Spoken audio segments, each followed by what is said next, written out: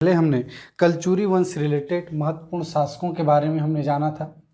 हम डिस्कस कर रहे थे कलचुरी वंश छत्तीसगढ़ के मध्यकालीन इतिहास में रतनपुर शाखा के अंतर्गत रतनपुर शाखा के अंतर्गत कलचुरी शासकों के बारे में हम अध्ययन कर रहे थे।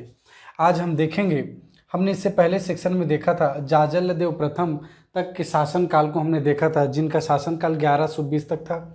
आगे की अगर बात करें तो हम बात करेंगे रत्नदेव द्वितीय की, जिनकी शासनकाल 1120 ईस्वी से देखेंगे 1135 ईस्वी के बीच में इनका शासनकाल रहा। इसी तरह आगे बढ़ें तो रत्नदेव द्वितीय के बाद हम बात करेंगे पृथ्वीदेव का शासनकाल 1135 ईस्वी से 1165 ईस्वी के बीच में रहा। इसी तरह आगे बात करें तो हम बात करेंगे जाजल्यदेव द्वितीय की, जिनका शासनकाल 1165 से 1168 ईस्वी के बीच में रहा। इसी तरह बात करेंगे आगे, अगर बात करें तो जगतदेव का शासनकाल 1168 से 1198 ईस्वी के बीच में 1178 के बीच में इनका शासनकाल रहा। इसी तरह बात करेंगे रत्नदेव तृतीय की, जिनका शासनकाल 1178 से 1198 ईस्वी के बीच में रहा। साथ ही साथ अंत में बात करेंगे प्रतापमल का शासनकाल 1198 ईस्वी से 1225 ईस्वी के बीच में इनका शासनकाल रहा। इस तरह से कलचुरी वंश में हम देख रहे थे, हमने जाजलदेव प्रथम तक के शासकों के बारे में हमने अध्ययन किया था। आज के सेक्शन में हम बात करेंगे रत्नदेव द्वितीय, पृथ्वीदेव द्वितीय, जाजलदेव द्वितीय, जगतदेव, रत्नदेव तृतीय और प्रतापमल की। प्रतापमल के बाद कलचुरी वंश रिलेटेड शासकों का लगभग 300 वर्षों तक कोई उल्लेख या जानकारी हमें प्राप्त नहीं होती। अतः प्रतापमल के बाद जिन शासकों का हम वर्णन करेंगे वह कलचुरी वंश में अंधकार युग के अंतर्गत अध्ययन करेंगे। तो अभी हम बात करें रत्नदेव द्वितीय की। याद रखिएगा, रत्नदेव द्वितीय का शासनकाल 1120 से 1135 ईस्वी के बीच में है। रत्नदेव द्वितीय का शासनकाल 1120 ईस्वी से 1135 ईस्वी के बीच में है। इसी तरह इनके महत्वपूर्ण तथ्यों में अगर बात करें तो रत्नदेव द्वितीय ने गंगवंशीय शासक अनंतवर्मन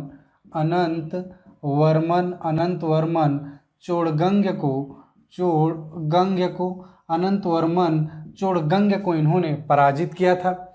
याद रखिएगा, गंगवंशी शासक अनंतवर्मन चोड़गंग को सिवरी नारायण के नज़दीक रत्नदेव द्वितीय के द्वारा पराजित किया गया था। साथ ही साथ इन्होंने गोंड राजाओं को भी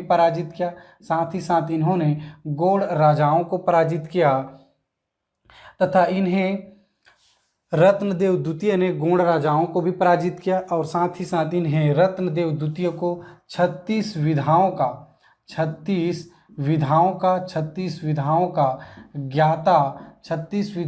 ज्ञाता कहा जाता था। इन्हें 36 विधाओं का ज्ञाता कहा जाता था। साथ ही साथ इनसे संबंधित चार अभिलेख भी प्राप्त हुए हैं। चार अभिलेख प्राप्त हुए हैं। तो रत्नदेव द्वितीय से संबंधित महत्वपूर्ण तथ्यों में आप याद रखिएगा कि इन्होंने गंगवंशी शासक अनंतवर्मन चोड़गंग को सिवरी नारायण के नज़दीक पराजित किया। साथ ही साथ इन्होंने गोंड राजाओं को पराजित किया और इन्हें 36 विधाओं का ज्ञाता कहा जाता था। इनसे संबंधित चार अभिलेख अगर बात करें तो चार अभिलेख हमसे अकलतरा, सिवरी नारायण, पारागांव और सरखों से हमें प्राप्त होते हैं। याद रखिएगा, सिवरी नारायण, अकलतरा, सरखों और पारागांव से चार अभिलेख हम रत्नदेव द्वितीय से संबंधित देखेंगे। इसी तरह हमने देखा रत्नदेव द्वितीय के बाद हम शासकों के बारे में देखें तो हम बात करेंगे पृथ्वीदेव द्वितीय का। याद रखिएगा, पृथ्वीदेव द्वितीय का शासनकाल पृथ्वीदेव द्वितीय का शासनकाल 1135 ईस्वी से 1165 ईस्वी के बीच में रहा। इनका शासनकाल रत्नदेव द्वितीय के 3 पुत्र हुए, जिसमें हम बात करें तो पृथ्वीदेव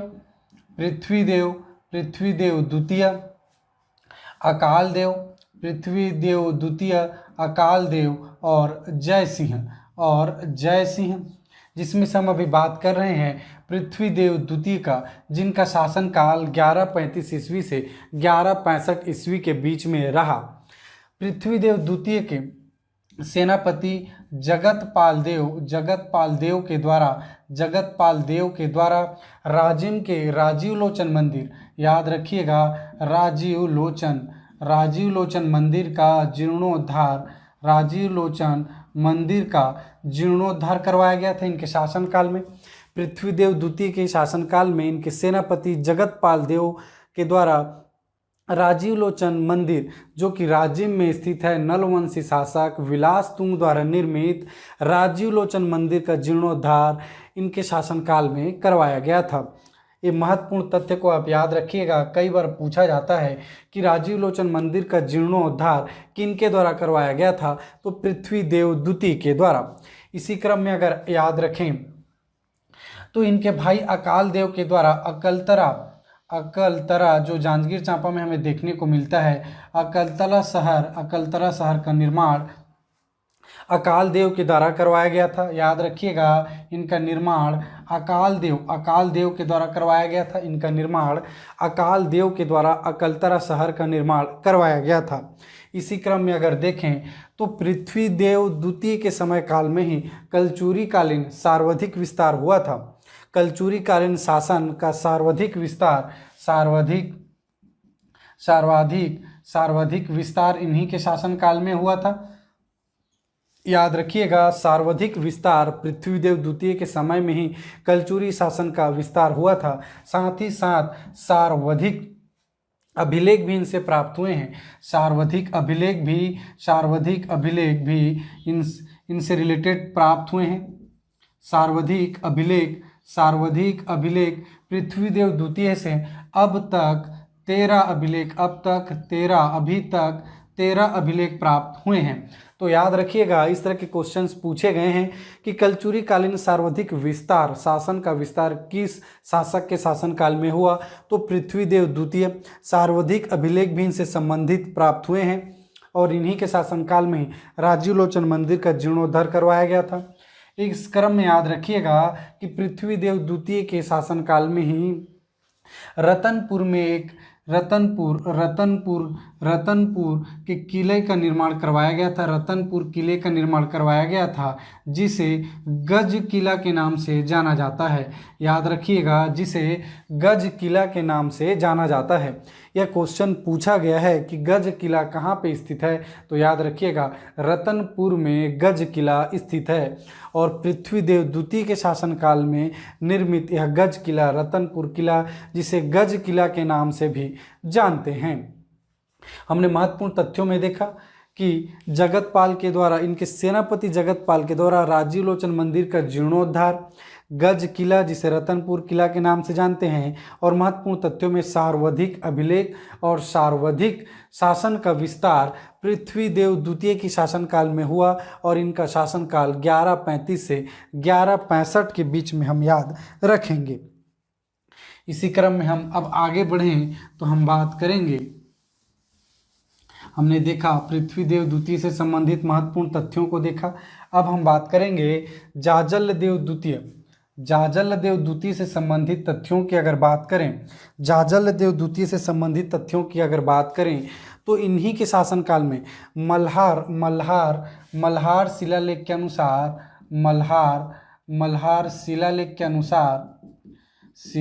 अनुसार त्रिपुरी के शासक मल्हार शिलालेख के अनुसार त्रिपुरी के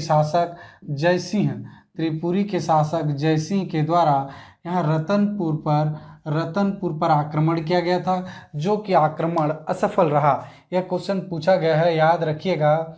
मल्हार शिलालेख से यह ज्ञात होता है कि जाजलदेव द्वितीय के समय काल में ही त्रिपुरी के शासक जयसिंह के द्वारा रतनपुर पे एक असफल आक्रमण किया गया था।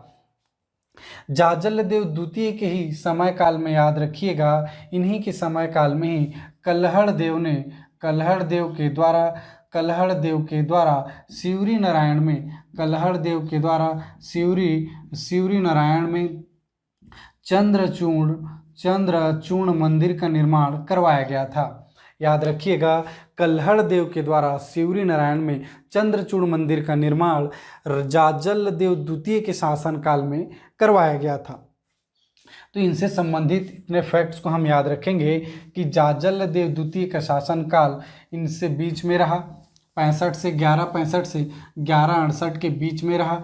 कल्हड़ देव द्वारा चंद्रचूर्ण मंदिर का निर्माण करवाया गया और मल्हार शिलालेख के अनुसार हमें प्राप्त होता है कि त्रिपुरी के शासक जयसिंह के द्वारा यहाँ पे असफल आक्रमण किया गया था। इसी क्रम में अगर देखें तो याद रखिएगा, जाजल देव द्वितीय के अल्पकालीन मृत्यु के कारण, आकस्मिक मृत्यु के कारण उनके शासन में अव्यवस्था फैल गई थी, जिसके बाद जगत देव ने यहाँ पे शासन किया 1168 से 1178 के बीच में, और यहाँ पे शासन में व्यवस्था इन्होंने स्थापित की, जो कि अब व्यवस्था व्याप्त हो चुकी थी। इस तरह से जगत देव ने यहाँ पे व्यवस्था स्थापित की। याद रखिएगा कि जगत देव का शासनकाल 1168 से 1178 के बीच में रहा। इसी क्रम में अगर आगे बात करें तो रत्नदेव तृतीय का शासनकाल 1178 से 1198 ईस्वी के बीच में रहा। रत्नदेव तृतीय का शासनकाल 1178 ईस्वी से 1198 ईस्वी के बीच में इनका शासनकाल रहा। इनसे संबंधित याद रखेंगे कि इनके सेनापति गंगाधर राव के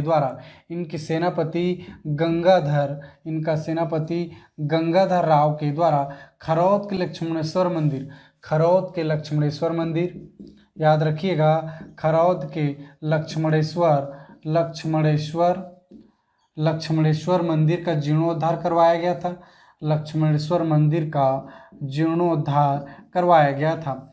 रत्नदेव तृतीय के शासनकाल में ही इनके सेनापति गंगाधर राव के द्वारा खरौद जांजगीर चांपा में स्थित लक्ष्मणेश्वर मंदिर का जीर्णोद्धार करवाया गया था। याद रखिएगा, यही लक्ष्मणेश्वर मंदिर है जिसमें इस शिवलिंग में 1 लाख छिद्र है, जिनके कारण इसे लक्षलिंग कहा जाता है, जिनका संबंध पाताल लोक से माना जाता है। इसमें जितने भी जल अर्पण किए जाते हैं वो जल ऊपर नहीं आता, इसलिए मान्यता है कि उनका संबंध पाताल लोक से है। साथ ही साथ 1 लाख चावल के दाने अर्पित करने से मनोकामना पूर्ण होती है, ऐसी इनकी मान्यता है। तो इनका जीर्णोद्धार रत्नदेव तृतीय के शासनकाल में गंगाधर राव के द्वारा, साथ ही साथ गंगाधर राव के द्वारा एक वीरा मंदिर का निर्माण, याद रखिएगा, एक वीरा मंदिर का निर्माण करवाया गया था। एक वीरा मंदिर का, यहीं पे लखनी मंदिर का निर्माण करवाया गया था रत्नदेव तृतीय के द्वारा। साथ ही साथ रतनपुर का पूरा रति शिव का मंदिर भी यहाँ पे स्थित है।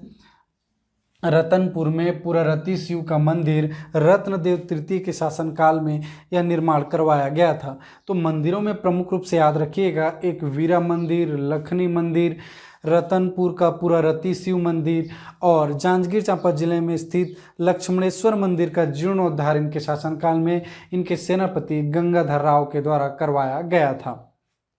ये तीनों मंदिर हमको देखने को मिलेगा रतनपुर में। अंत में अगर बात करें तो बात करेंगे हम प्रतापमल का शासनकाल 1198 से 1225 के बीच में रहा। 1198 से 1225 के बीच में रहा। इनसे संबंधित तथ्यों की अगर बात करें तो बिलाईगढ़ ताम्रपत्र से, याद रखिएगा, प्रतापमल की बात कर रहे हैं 1198 से 1225 के बीच में।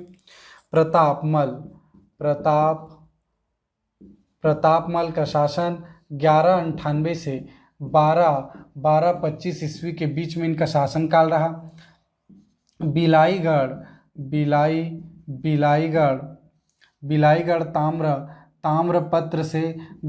ताम्रपत्र से ज्ञात होता है कि प्रतापमल रत्नदेव तृतीय के पुत्र थे और रत्नदेव तृतीय के बाद यहाँ पे शासन करने आए प्रतापमल, जिनका शासनकाल 1198 से 1225 के बीच में रहा। इनसे संबंधित 12 ताम्र सिक्के बालपुर से प्राप्त हुए हैं। 12 ताम्र सिक्के बालपुर से भी प्राप्त हुए हैं। इन्होंने गोल और षटकोणीय आकार के सिक्के चलाए। गोल और षटकोणीय आकार के सिक्के इनके द्वारा चलवाया गया था इनके शासनकाल में। तो इनसे संबंधित इन तथ्यों को याद रखेंगे कि बिलाईगढ़ ताम्रपत्र से ज्ञात होता है कि रत्नदेव तृतीय के पुत्र प्रतापमल रत्नदेव तृतीय के बाद 1198 से 1225 के बीच में यहाँ पे शासन किए। इनसे संबंधित 12 ताम्र सिक्के बालपुर से इन्होंने गोल और षटकोणीय आकार के सिक्के चलवाए अपने शासनकाल में। तो हमने कलचुरी वंश से रिलेटेड 1225 ईस्वी के बीच के शासनकाल के शासकों के बारे में हमने देखा। 1225 के बाद हमने स्टार्टिंग में डिस्कस किया था कि कलचुरी शासक से रिलेटेड शासकों की जानकारी लगभग 300 वर्षों तक जानकारी प्राप्त नहीं होती, अतः इनके बाद आने वाले शासकों को कलचुरी वंश के अंधकार युग के नाम से जाना जाता है। इसके बारे में हम लोग विस्तृत रूप से नेक्स्ट वीडियो में डिस्कस करेंगे। तो